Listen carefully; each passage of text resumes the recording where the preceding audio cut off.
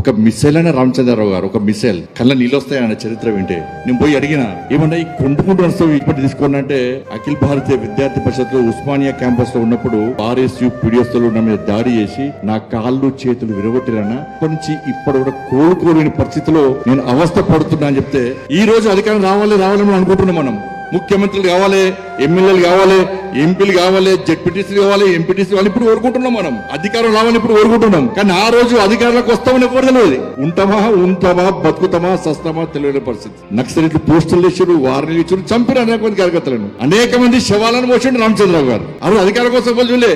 కానీ నక్సలైట్లు దాడి చేసినా, ఆర్ఎస్ పీడిఎస్ దాడి చేసినా కూడా మాకు అధికారం గురించి ఆలోచించకుండా, ఎమ్మెల్యే ఎంపీ కావాలని కోరిక లేకున్నప్పుడు కూడా ఇలా నమ్మిన సిద్ధాంతం కోసం, కాసేపు జెండా కోసం, కమలపు జెండా కోసం కష్టపడి పనిచేసిన గొప్పలున్న వీళ్ళందరూ కూడా హేళన చేద్దాను ఎవరు.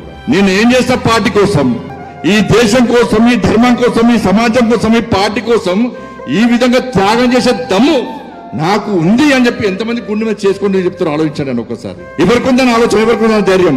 ఒక్కసారి నక్సలైట్ పోస్టర్లు ఇప్పుడు వేస్తే మూటా ముళ్ళు జరుపుకొని దుబాయ్కి, మస్కట్కు, అమెరికా పారిపోయేటువంటి మనస్తత్వం ఈ రోజు సమాజంలో ఉంది వాళ్ళు. కాబట్టి కమిట్మెంట్ తో పనిచేసే వాళ్ళకి పార్టీ గుర్తింపు అనే విషయాన్ని మరొకసారి ఇలా జాతీయ నాయకత్వం గుర్తు చేసింది.